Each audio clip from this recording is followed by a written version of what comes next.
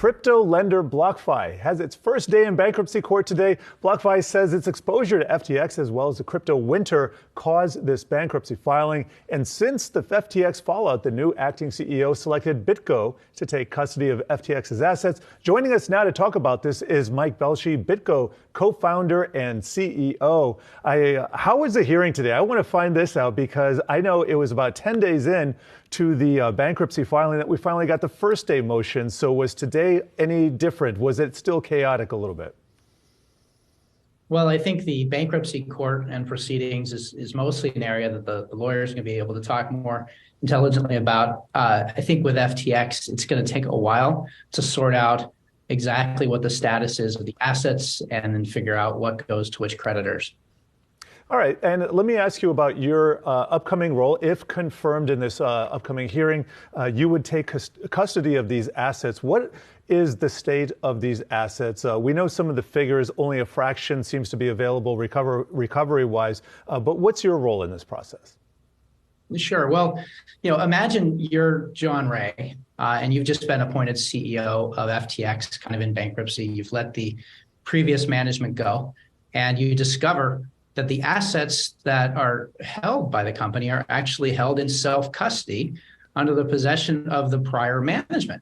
And your job is to make sure that this goes through an orderly, disciplined process to make sure that the money gets back to its rightful owners. So, look, I think the new team is doing a great job. They've got a lot of work to do. They've done this before. And in the filings that they've had so far, they've said, look, this has been some of the poorest financial controls, security controls, operational controls that they've ever seen. So they got a big challenge cut out for them. They picked BitGo to help with custody.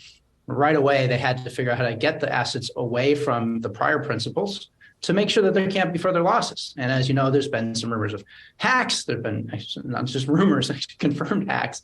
And the question is who was doing those? So job number one, get control of those assets and make sure that you're going to be able to distribute them properly later.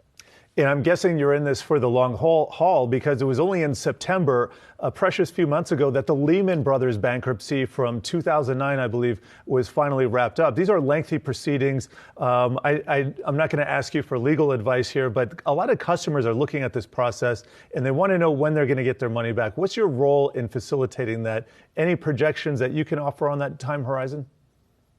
Well, that's going to be a legal process, and there's going to be courts that decide the answers to that question. BitGo is also one of the agents helping distribute the proceeds coming out of the Mt. Gox bankruptcy, which is all the way back 2014. So 7-8 years in the making, looking to be distributed, kind of end of Q1, early Q2 next year. So yeah, it takes a long time. Now that's of course the Japanese bankruptcy court. This will be the American one, but it's going to take some time. And how did we get here? That's a big question. That's another big question investors are asking. And you've been vocal on Twitter. Here's a quote from you in a tweet. By failing to create an ETF for Bitcoin, the SEC allowed the Grayscale, that's GBTC, trade to retail for 5+ years, created the GBTC negative premium. That's where it trades under the price it should because it's a closed-end fund, because it is not available to be offered as an ETF. Forced most crypto trading outside the U.S. jurisdiction, let FTX's fraud hit millions of Americans. It shouldn't have. That's kind of an indictment. That is an indictment of the Securities and Exchange Commission. Any details there that you'd care to get into? Sure. Well, I mean, to a lot of folks, the understanding of what is an ETF is really kind of a concept. But an ETF is a really simple and highly structured, regulated product whereby the SEC can apply some of its controls that have worked great in all kinds of other asset classes and products, so that we can have a Bitcoin-based ETF available to retail markets today. And I do not believe that type of product would have had any of the susceptibility to straight up fraud like what we've seen with FTX. There's been, I think, 24 ETF proposals proposed to the SEC. All of them have been rejected for various reasons. But I think the custody and the framework around it is completely ready to go. And yet the SEC has continued to deny it based on a number of factors. So instead, investors went and sought out the only things available to them.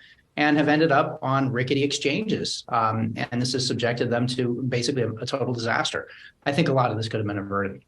I happen to agree with you there, but we got to leave it there as well. Thank you, Mike Belshe, BitGo co-founder and CEO.